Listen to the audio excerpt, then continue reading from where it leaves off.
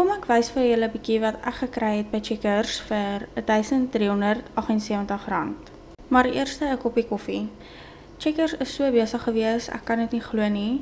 Hoe drink julle julle koffie, want myne is die absoluut beste in die wêreld. So net om te clarify, hierdie is nie ons monthly groceries nie. Hierdie was net om bietjie op te staak en goed te koop wat soos in 'n week verval, soos ek meen raspberries. Kan julle dit glo? Soos ons het hierdie gekoop en 3 dae later was dit gemif. Selfs met blueberries. En kan ons net ook praat oor hoe duur blueberries en raspberries is? En dis nie eers die lekkerste vrug nie, dit is maar net vir gesondheid. Ek wil net ook hoor, waar koop julle julle groceries?